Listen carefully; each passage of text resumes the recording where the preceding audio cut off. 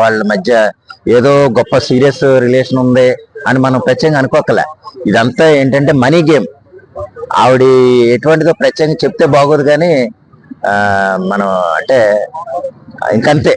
వాళ్ళతో మనం 9 కోట్లు అదేదో కొంతకాలం ఏదో ఎంగేజ్మెంట్ లేదా అసైన్మెంట్ ప్రకారం వాళ్ళు ఏదో కమిట్ అయి ఉంటారు తప్ప అంతకంటే నిజంగా భార్యాభర్తల కింద లేకపోతే ఇది ఈవిడేమో అతన్ని పెళ్లి చేసేసుకోవటం, అతను నిజంగా ఈవిడితో ఉండిపోవటం అన్నది ఏం కాదు. మామూలుగా జస్ట్ ఏదో అతనికి ఏదో టైం పాస్ కావాలి, ఈవిడేదో దొరికింది, ఆ అసైన్మెంట్ ప్రకారం ఒప్పుకుంది, ఏదో జరిగింది అంతే తప్ప నిజమైన రియల్ కమిట్మెంట్ తోటి మనం నిజంగా జరిగే మ్యారేజ్లతోటి వాళ్ళని పోల్చకూడదు.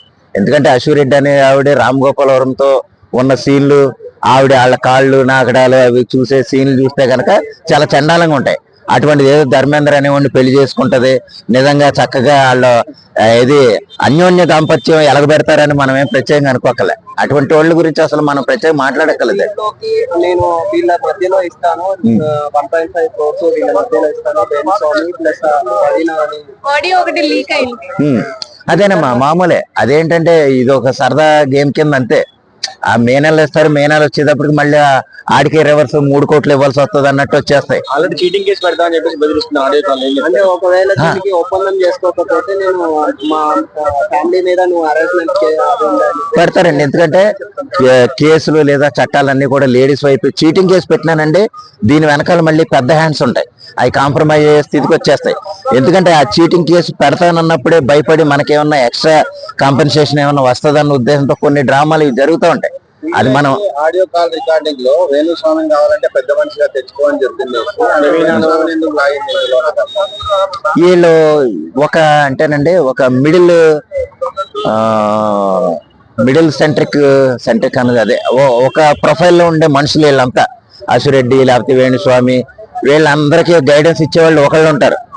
వీళ్ళంతా ఏంటంటే ఇప్పుడు ఈ రోజు అశ్విరెడ్డి నువ్వు పలానా రామ్ గోపాల్ వర్మ గారి దగ్గరికి వెళ్ళంటే ఆవిడ అలాగ వెళ్తుంది. తిన్నగా రామ్ గోపాల్ వర్మ నుంచి ఆవిడ కాల్ వచ్చేది. మీకు అర్థమైందా? మీడియేటర్స్ ఉంటారు, బ్రోకర్స్ ఉంటారు, వాళ్ళ ప్రకారమే వేణుస్వామి అయినా నడుచుకోవాలి. వాళ్ళు ఏం చెప్తే అది వేణుస్వామి అదే చెప్పాలి. ఇది మీరు వైసీపీ జగన్ వచ్చేస్తాడు మరో 30 సంవత్సరాల పాటు జగన్ పరిపాలిస్తాడంటే వేణుస్వామి అదే చెప్పాలి. ఎందుకంటే వాళ్ళకి ఇచ్చిన డబ్బులు ఎటువంటి కావాలని చేస్తారండి. వాళ్ళ వెనకాల పెద్ద డ్రామా ఉంటది. ఇదేదో పెద్ద సీరియస్ ఇష్యూ కింద కూడా మనం మాట్లాడుకోకలేదు. కానీ ఏదైనా సరే వీళ్ళు మాట్లాడి ఇటువంటి వాళ్ళు మాట్లాడేది అది అశ్విరెడ్డి కానివ్వండి, లేదా ధర్మేంద్రరత్న కానివ్వండి, లేకపోతే వేణుస్వామి ఎవరెవరో ప్రవీణ్ గారు ఎవరెవరైతే కానివ్వండి, వాళ్ళంతా మాట్లాడేది ఒక చిన్న బ్యాక్గ్రౌండ్ డ్రామా నడుస్తూ ఉంటది. ఆ డ్రామా ప్రకారం వాళ్ళు నడుచుకుంటూ ఉంటారు అంతే.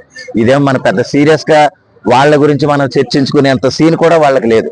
అంటే నిన్న TV9 లో కానీ RTV లో కానీ డిబేట్ జరిగింది. అవునండి, వచ్చేసి అశ్విరెడ్డికే మీకు అదేనండి డిబేట్లు కూడా మనం సీరియస్ గా తీసుకోకలేదన్న. ఆవిడ యాక్చువల్ గా డిబేట్ లో ఆవిడ్ని ప్రస్తావించి ఆవిడ గురించి చెప్పేయాల్సినంత అవసరం ఏముందని చెప్పండి. TV9 కూడా పని లేకపోతే సరిగానే డబ్బులన్నీ తర్వాత నగలు కానీ మేము వాళ్ళు ఇస్తారు, అతనికి తనకు జరిగినటువంటి డ్యామేజ్ ని మీరు తీసుకొని వస్తారా అని చెప్పేసి వాళ్ళు అడుగుతారు. అదేంటంటే ఇది పూర్తిగా ఈ టాపిక్ నాకు కరెక్ట్ గా అవగాహన లేక చెప్తున్నాను. కానీ యాక్చువల్ గా ఇదంతా సీరియస్ గా తీసుకోవాల్సిన మ్యాటర్ అయితే కాదనేది నా ఉద్దేశం అండి. అంతే అశ్విరెడ్డి గారు లేకపోతే ధర్మేంద్ర గారు నేను మే నెలలో ఇస్తాను, లేకపోతే జూన్ నెలలో ఇస్తాను, 1.5 ఇస్తాను, లేకపోతే తర్వాత 5 ఇస్తాను, ఇన్ని మాటలు ఏంటంటే ఏదో ఫార్మాలిటీగా కొన్ని ఇందాక చెప్పాను కదా, బ్యాక్గ్రౌండ్ వర్కర్లు లేకపోతే బ్యాక్గ్రౌండ్ బ్రోకర్లు వాళ్ళ ప్రకారం జరిగే తప్ప అంతకంటే ఏం కాదు. ఇదంతా ఒక డ్రామా ప్రకారం నడుస్తుంది అంటే. హనీ ట్రాపేనండి. హనీ ట్రాప్ ఉంటది. హనీ ట్రాప్ కి మనకి యాక్చువల్ గా లండన్ లో ఉండేవాళ్ళు లేకపోతే రకరకాల దేశాల్లో ఉండేవాళ్ళు మనం ఇదవుతాం. కానీ ఏంటంటే మన ఇండియా తరఫున లేదా మన ఆంధ్రప్రదేశ్ తరఫున హనీ ట్రాఫికింగ్ లో ముందుండేది ఎవరైనా అంటే ఇటువంటి అశ్విరెడ్డి లాంటి వాళ్ళే చాలా మంది ఉన్నారు. మనకి ఇంకొక జబర్దస్త్ విష్ణుప్రియ లేకపోతే ఇంకోళ్ళు ఉందండి. చాలా మంది అది ఒక బిజినెస్ అండి. ఒక తర్వాత వచ్చేసి ఇప్పుడు విష్ణుప్రియ గానీ తర్వాత అశ్విరెడ్డి గానీ మీకంతా ఇది ఒక రకమైన బిజినెస్ అంతే. కొంత అత్యాస ఎలాగంటే వాళ్ళు మీడియేటర్లు ఏం చెప్పమంటే అది చెప్పాలి, వాళ్ళు ఏం చేయమంటే అది చేయ. ఇప్పుడు మంగ్లీ గారు ఉన్నారు, యాక్చువల్ గా ఆవిడ ఒక విక్టిమ్ కింద ఇదైపోయింది. అందులో మనం చూడాలంటే కనుక ఆవిడ డ్రగ్స్ పెట్టాలి, డ్రగ్స్ పెట్టండి పర్లేదు అనేమన్నా అని ఉంటుందా? అండదు. కానీ దాన్ని అరేంజ్ చేసేవాళ్ళు మాత్రం ఉంటారు. అలా చేసేస్తారు. అలా చేసేటప్పటికి అల్టిమేట్ గా అది దానికి సూత్రధారి ఎవరై అంటే మంగ్లీ గారు. మంగ్లీ మీద పడిపోద్ది. కానీ ఆ మధ్యలో మీడియేటర్ గారు మంగ్లీ ఆవిడకి చెప్పినట్టు డ్రగ్స్ పెట్టమని, లేకపోతే కొంతమంది ఇలా చేయమని, అంటే సెకండరీ గ్రేడ్ విషయాలు చేయండి అని చెప్పడం ఆవిడ చెప్పదు. కానీ ఏంటంటే మీడియేటర్స్ కి ఒక్కసారి ఏదైతే ఇచ్చారో, లేకపోతే ఈవెంట్ మేనేజర్స్ అనుకోవచ్చు కాసేపు, వాళ్ళకి చెప్పిన ప్రకారం వాళ్ళు ఇంకా రెచ్చిపోయి ఇంకొంచెం హై ప్రొఫైల్ అట్రాక్ట్ చేద్దామని ఉద్దేశంతో అలా చేస్తారు.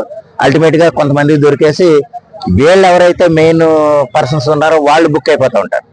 అలాగే ఇప్పుడు అశ్వరెడ్డి కానీ, లేకపోతే విష్ణుప్రియ కానీ, ఇంకొకళ్ళు ఎవరో ఉన్నారండి, అనిత చౌదరి ఎవరో జబర్దస్త్ లో, రీతు చౌదరి, ఇలా వీళ్ళంతా ఒక కేటగిరీ. మనం ఇది పెద్దగా వాళ్ళ లైఫ్ ఎఫెక్ట్ అయిపోతాయని కాదు, అంతకుముందు రీతు చౌదరి మీద ఎన్నో వచ్చినాయి. కానీ మామూలుగా తిరుగుతుంది, మళ్ళీ సినిమా అవకాశం వచ్చింది, ఆవిడ చేసుకుంటూ వెళ్ళిపోతారు. వాళ్ళ చేతుల్లో మాక్సిమం అంటే ఒక 20% కూడా ఉండదు. మీడియేటర్లు, బ్రోకర్లు, లేకపోతే వాళ్ళ మేనేజర్ల చేతిలోనే ఉంటది. వాళ్ళు చెప్పినట్టు వాళ్ళు నడుచుకునే విధంగా వాళ్ళు నడవమన్నట్టు నడవాలి తప్ప అంతకంటే ఏం కాదు.